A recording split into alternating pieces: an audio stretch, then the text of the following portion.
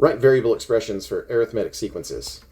You can see that the idea that we're using is going to keep on manifesting itself over and over. Anytime we're given a list of numbers that are going to be designated as a sequence, we know that we're probably going to be looking at the variable n, and we have to write the place values that the numbers are falling in the list. This is important. This is never going to change. Always keep in mind that whenever you have recursive sequences, it's dependent upon the previous answer. These are not recursive sequences, so they're much easier to write the formula for, and all we're doing is looking for a pattern. Let's see. So I'm automatically just going to go ahead and have a table. So I know the first place, second place, third place. I'm just going to do the first three. 8, 16, and 24. Okay, so what we can do is we can take an approach with the table and go, something is happening to 1 to get to 8. And all we have to do is go, all right, if it applies to that one, it has to apply to the next one. Well, we could say plus 7.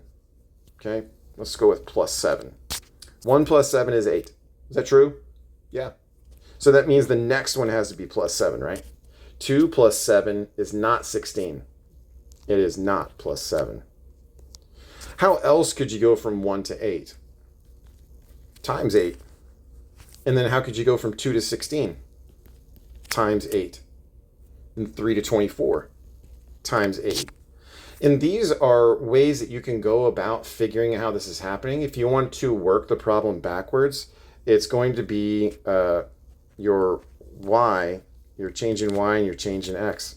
And all we're doing is talking about 8 over 1. We're talking about 16 over 2. Talking about 24 over 3. You can see that that's going to give you 8, that's going to give you 8, and that's going to give you 8. What this is saying is we're multiplying by 8. We're multiplying all of the places by 8. So the place is being multiplied by 8. That's how these terms are coming up. And you could test it on the fourth one too. So 8 times 4 is 32. And here is your fourth place. All right, let's take a look again. So we know that we have n. We know that we have whatever the result of using n is. 1, 2, 3, 4. 32, 33, 34, 35. Okay, now we can start talking yet again about we know something is happening to n to get to 32.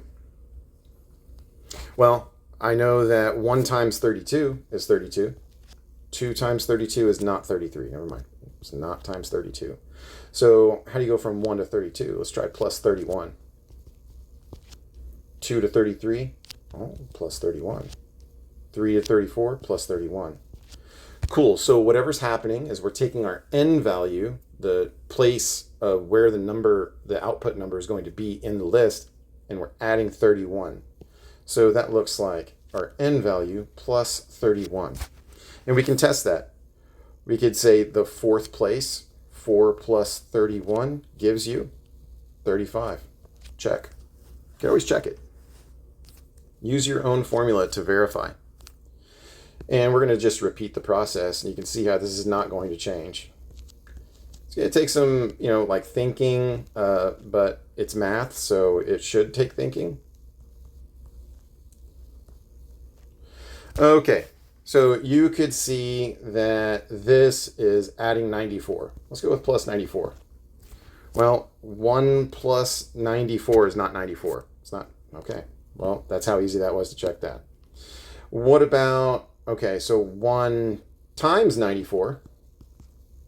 Okay. 2 times 94. Oh, there it is. 3 times 94.